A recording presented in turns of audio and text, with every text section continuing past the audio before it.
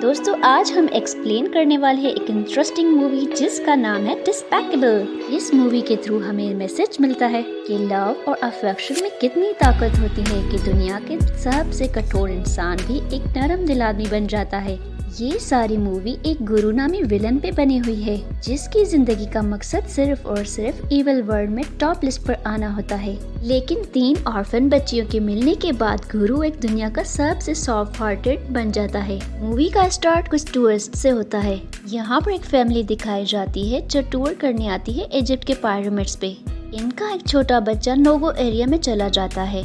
Construction की वजह से वहाँ पर कुछ सीढ़ियाँ रखी हुई होती हैं और ये बच्चा वहाँ पर गलती से चला जाता है। कुछ सिक्योरिटी गार्ड्स इस बच्चे के पीछे पीछे जाते हैं लेकिन वो बच्चा गलती से उन सीढ़ियों से पिरामिड में गिर जाता है। इसी तरह से ये बच्चा उन पिरामिड्स के अंदर चला जाता है और यहाँ पर सब देखकर हैरान हो जाते हैं क्योंकि ये एक पिरामिड नहीं बल्कि एक बहुत बड़ा बलून था। इस तरह से पूरी दुनिया इस न्यूज़ को सुनकर दंग रह जाती है। यहाँ पर सोचने वाली बात ये होती है कि इतना बहुत बड़ा सा पिरामिड और इतनी सिक्योरिटी के बाद भी ये चोरी कैसे हो गया। अगले सीन में विलन गुरु को दिखाया जाता है जिसके पास बहुत सारी ऐसी टेक्नोलॉजीज होती हैं जो कि उसने खुद बनाई होती हैं और उसके घर में पड़ी हुई हर एक चीज इलेक्ट्रॉनिक्स की होती है और सबसे ज्यादा पावरफुल जो इसकी मिनियंस की आर्मी होती है। ये सारे इसके हुक्म के गुलाम होते हैं और इसका हर एक काम करते हैं। अगले सीन में दिखाया जाता है कि गुरु के डोर का बेल बज रहा होता है। वहाँ पर 3 ऑर्फन बच्चियाँ होती हैं जो कैंडी सेल करने आई होती हैं। गुरु उनको वापस भेजकर अपने डॉक्टर नेफेरियो के साथ वीडियो कॉल पे बात करना शुरू कर देता है। डॉक्टर नेफेरियो इससे बताता है कि मिस्र का पिरामिड किसी ने चोरी कर लिया है और इसी तरह से वो दुनिया का सबसे बड़ा और लेजेंड चोर बन चुका है। इस बात से गुरु की ईगो बहुत ज्यादा हर्ट हो जाती है क्योंकि वो चाहता है कि इविल वर्ल्ड में सिर्फ उसका नाम हो। उसके बाद गुरु अपनी मिनियंस के साथ दुनिया की सबसे बड़ी चोरी करने के लिए प्लानिंग करता है और ये प्लानिंग होती है चांद को चुराने की क्योंकि इस दुनिया में सबसे ज्यादा कीमती चीज अब बस एक ही रही थी और वो चांद था।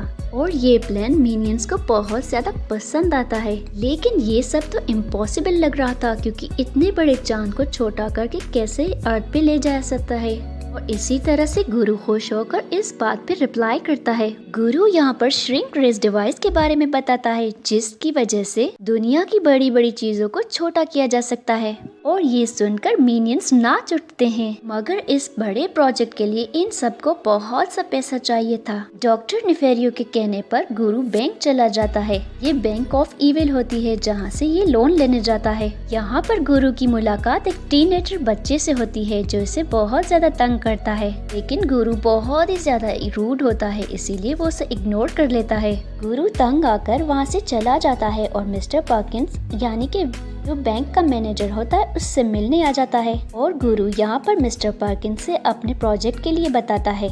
यहाँ पर ये श्रिंक रेज डिवाइस को बताते हुए बताता है कि मैंने प्रोजेक्ट जो बनाया है उसके लिए मुझे बहुत सारा पैसा चाहिए इसीलिए मैं आज यहाँ पर लोन लेने आया हूँ। और ये सुनकर पर्किंस बहुत ज्यादा गुस्सा हो जाता है और गुरु से कहने लगता है कि उसके हर एक प्रोजेक्ट में बैंक ने बहुत सारा अमाउंट खर्च किया है लेकिन तुमने कभी भी अपने प्रोजेक्ट से बैंक को कभी भी कोई भी प्रॉफिट नहीं दिया।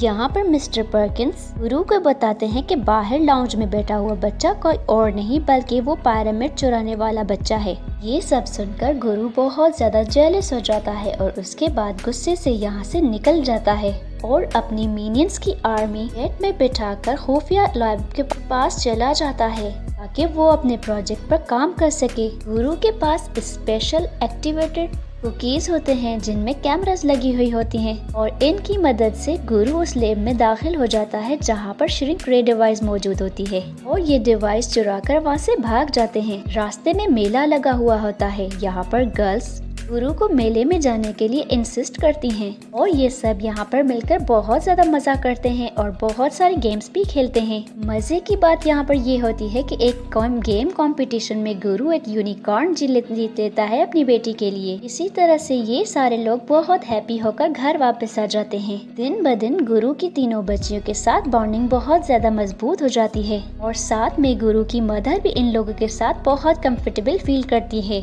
और देखते ही देखते ये ये सब बहुत एक दूसरे के साथ क्लोज हो जाते हैं और ये बात डॉक्टर नेफेरियो को पसंद नहीं आती है क्योंकि वो समझता है कि गुरु अपने प्रोजेक्ट से हट रहा है। उसकी पूरी कंसंट्रेशन उस ऑर्फन बच्चियों पर है। गुरु डॉक्टर नेफेरियो को काम डाउन करता है। उसके बाद मैनेजर से वीडियो कॉल पे बात करने चला जाता है और उसे श्रिंक रे डिवाइस दिखाता है। इस मीटिंग के दौरान गुरु की बच्चियां आपस में लड़ पड़ती हैं जिसकी वजह से बहुत सारा पैनिक क्रिएट हो जाता है और ये सब मिस्टर पर्किंस देखकर समझ जाता है कि गुरु रिस्पॉन्सिबल नहीं है और उसे लोन देने से इनकार कर देता है। और यहाँ पर गुरु बहुत ज़्यादा डिसअपॉइंट हो जाता है और इसी तरह से वो फ्लैशबैक में चला जाता है और यहाँ पर दिखाया जाता है कि गुरु की माँ उस पर कभी भी बिलीव नहीं करती थी बचपन में। गुरु बहुत सैड होकर अपने मिनियंस को बताता है कि उसकी जिंदगी का सबसे बड़ा ख्वाब अब पूरा नहीं हो पाएगा क्योंकि उनके पास पैसे नहीं। और यहाँ पर गुरु की बच्चियाँ ये सब सुन लेती हैं। गुरु को परेशान देखकर उसकी एक बच्ची उसे अपना कॉइन बॉक्स दे देती है। उसमें बहुत थोड़े पैसे होते हैं लेकिन यहाँ पर मिनियंस वाली आर्मी देखकर बहुत इंस्पायर हो जाते हैं और सब अपने अपने पैसे निकालकर गुरु को दे देते हैं और गुरु इंस्पायर होकर अपनी सारी चीजें बेच देता है ताकि अपना सारा पैसा अपने प्रोजेक्ट पर लगा दे और एक बहुत बड़ा रॉकेट बना ले ताकि स्पेस पे जाने की उससे तकलीफ न हो। ये बात बहुत हैरान करने वाली होती है कि मिस्टर पर्किंस को जब श्रिंक रेस डिवाइस दिखाई थी तब भी उसने लोन देने से इनकार कर लिया था और यहाँ पर ये रिवील होता है कि ऐसा उसने क्यों किया, क्योंकि पिरामिड चोरी करने वाला कोई और नहीं बल्कि मिस्टर पर्किंस का बेटा होता है। और ये बात हर एक सवाल का जवाब होती है क्योंकि मिस्टर पर्किंस चाहता है कि दुनिया का सबसे बड़ा चोर उसका बेटा बने, इविल वर्ल्ड में सबसे बड़ा और टॉप लिस्ट पर उसके बेटे का नाम हो। इसी तरह से मिस्टर पर्किंस अपने बेटे को बताते हैं कि श्रिंक रेस डिवाइस के थ्रू हम मून को चोरी कर सकते हैं। इसी तरह से वो अपने बेटे को बहुत ज्यादा जोर से डांटता है। मिस्टर पर्किंस का बेटा उसको बताता है कि वो अब किसी न किसी तरह से मून को चोरी कर लेगा, इसीलिए वो परेशान ना हो। अगले सीन में दिखाया जाता है कि मिस्टर नेफेरियो ने अब एक बहुत बड़ा परफेक्ट रॉकेट तैयार कर लिया था। गुरु के लिए ये चोरी बहुत ज्यादा इम्पोर्टेंट होती है क्योंकि इविल वर्ल्ड में वो चाहता है कि टॉप लिस्ट पर सिर्फ और सिर्फ उसका नाम हो। इसी तरह से जैसे जैसे प्रोजेक्ट की तैयारियां आगे बढ़ती हैं इस तरह से अब गुरु की अटैचमेंट उसकी बच्चियों के साथ भी वैसे ही बढ़ती जाती है। और फिर से डॉक्टर नेफेरियो आ जाता है और वो गुरु की डिस्ट्रक्शन खत्म करने की वजह से कुछ प्लान्स तैयार करता है और वो चाहता है कि गुरु की तीनों बच्चियों को ऑर्फनेज सेंटर भेजा जाए ताकि गुरु अपने काम पर सही से ध्यान दे सके। और उनके जाने के बाद गुरु बहुत ज्यादा उदास हो जाता है। अगले सीन में दिखाया जाता है कि गुरु एस्ट्रोनॉट्स के कपड़े पहनकर आ जाता है। उन कपड़ों में से उसे एक टिकट मिलता है जो उसकी बच्चियों के बैली शो डांस की थी। ये टिकट बहुत ज्यादा स्पेशल होती है क्योंकि इस पर लिखा होता है कि गुरु उन बच्चियों का फादर है। लेकिन गुरु यहाँ पर सब बातों को भुलाकर अपने प्रोजेक्ट की तरफ निकलने की कोशिश करता है। जैसे ही गुरु अपने रॉकेट में बैठकर उड़ने की कोशिश करता है तभी वहाँ पर वो चोर बच्चा उसके रॉकेट के पीछे हिस्से से लटक जाता है, मगर गुरु उसे नीचे फेंक देता है।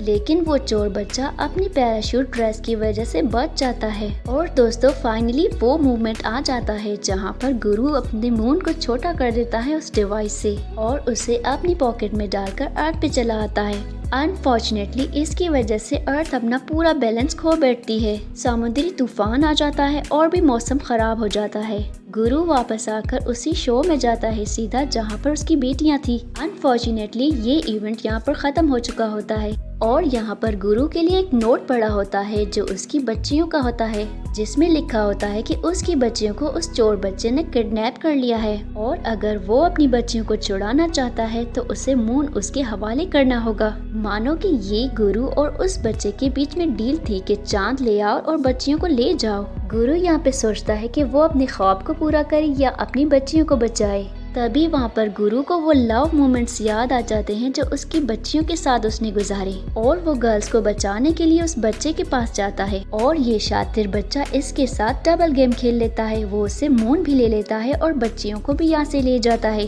गुरु परेशान हो जाता है और भागते भागते उसके स्पेसशिप से लटक जाता है और देखते ही देखते डॉक्टर नेफेरियो मिनियंस की आर्मी लेकर वहाँ पर पहुँच जाता है। सबसे पहले ये लोग गुरु को बचाते हैं और फिर उस बच्चे की स्पेसशिप के साथ रोप लगा लेते हैं और गुरु उस रोप के थ्रू उन बच्चियों को बचाने जाता है और यहाँ पर श्रिंक रेट डिवाइस का सबसे बड़ा डिसएडवांटेज बताया जाता है। और डॉक्टर नेफेरियो यहाँ पर बताते हैं कि इस मशीन से जो भी चीज छोटी की जाती है वो कुछ देर बाद अपने उसी फॉर्म में ट्रांसफॉर्म हो जाती है। और साथ साथ में ये भी बताते हैं कि जितनी चीज जितनी बड़ी होगी उतनी ज्यादा वो वापस उसी फॉर्म में चली जाएगी, यानी जितनी चीज बड़ी उतना टाइम कम। अब उसके बच्चे के शेप में जो मून पड़ा होता है वो बहुत जल्दी से बड़ा होता जाता है। गुरु अपनी 2 बच्चियों को यहाँ पर बचा लेता है और तीसरी बच्ची को बचाने जाता है तो रस्सी टूट जाती है और मिनियंस अपने आप को एक हाथ से पकड़ के एक बहुत बड़ी लेडर बना लेते हैं। इसी तरह से गुरु और उसकी बच्ची को बचा लिया जाता है। देखते ही देखते मून बड़ा हो जाता है और अपनी जगह पर आकर खड़ा हो जाता है और इसी तरह से उस बच्चे की स्पेसशिप फट जाती है